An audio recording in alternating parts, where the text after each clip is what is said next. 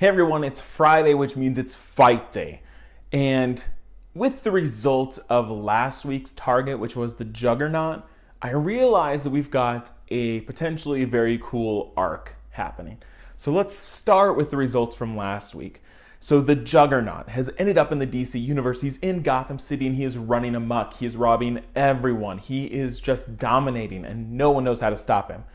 So one of these suggestions is going to come into play here. So who stops the Juggernaut? Ash Mo says, I'd pick Batman. If the Juggernaut is in Gotham doing whatever he wants, Batman would be the first to realize and act. Batman would conduct an investigation to stop Juggernaut, where he would figure out that what Juggernaut's capable of doing isn't a superpower. At this point, I feel like Batman would enlist the help of John Constantine, who is an occult detective. Between them, they would go out and search for the entity giving Juggernaut his powers. At this point, Batman would attempt to persuade Sidorak that it is in its best interest to withdraw power from the Juggernaut, that Juggernaut is only out for himself. Sidorak would demand a new host, and Constantine would elect himself. If Sidorak gives him the power of the Juggernaut, he would go out and hunt other demons so that Sidorak has no enemies that would betray him or turn on him. And defeating demons is exactly what Constantine does. After Sidorak withdraws his powers, they would be able to take out the now powerless Cain Marko. So this is where our story begins this week. We have John Constantine, who has become the new avatar of Sidorak, the Juggernaut. He is out of the picture now, for now.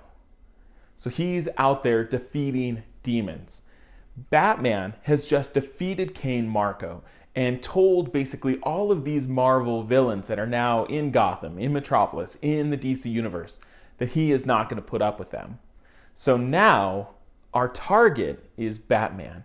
That all of these villains realize that with him watching over, with him protecting, they're not going to be able to do anything. They can't have it all if Batman's in the way. So your target this week is to figure out who could take out Batman. And the game that we play is to figure out the weakest person. Of course, there are some incredibly powerful Marvel villains that could easily take out Batman. But who is the weakest one that might need to strategize, that might need to come up with an interesting tactic to take out the Dark Knight?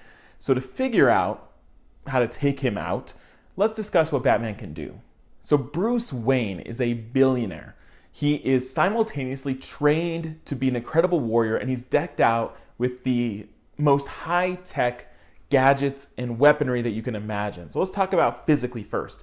He has trained with all sorts of different groups to basically become a killing machine. That he is trained in all sorts of martial arts. He is fast enough that his reflexes are so fast that he can catch an arrow midair. He can dodge gunfire at point-blank range. He is incredibly skilled and gifted without any sort of technology. His biggest strength, though, is that he's a detective and that he can figure out anything. He is the world's best detective. And so whoever we pit against him is going to need to defeat him faster than Batman can figure out how to stop this person. That if he is given enough time, he can figure out how to stop anyone. He's been able to defeat Wonder Woman, Superman, the biggest and baddest heroes and villains, he's figured out ways to defeat. So our person needs to be able to somehow get around that strength of Batman's. Now let's talk about what Bruce Wayne is able to wear, his actual gear. So his Batsuit is made of a combination of Kevlar and titanium, which makes him virtually bulletproof, knife-proof. He is immune to most explosions, fires. He has a built-in thing that stops electric conduits, and so electricity maybe doesn't work against him. He has gadgets that he can breathe underwater, or he can filter the air. So if there's some sort of toxin in the air, he has X-ray vision. He has infrared vision. He has different things in his helmet that he can turn on and off. He is equipped to handle most supernatural threats.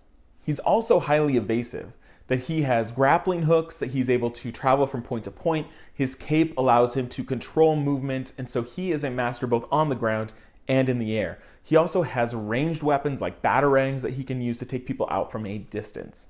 All of those things plus explosions, gas grenades, smoke grenades are kept in his utility belt.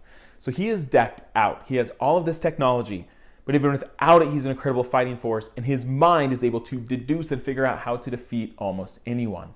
So he has everything at his advantage. So now your task. Knowing that Batman and his reign over Gotham City won't let any of these villains thrive, who do you pit against him? Who has the perfect skill set to take out the Dark Knight? And this will then play into some future episodes. So this is going to be a really cool 4 or 5 part arc. We're also testing out something new. So if you have an idea and you want to give a video answer, we're starting to do this. We're going to kind of see if people respond to this. I won't always choose video answer, so you can still comment. And if your answer is creative, we'll still use it. But we're going to try to make this a little more interactive. So in the comments, there is an instruction video that I put up on how to create a response video. How do you get that video to me so I can include in videos like this? So if you're interested in trying that, look at that description. Otherwise, you can comment like normal. Let's take out the Dark Knight. We'll see you next week.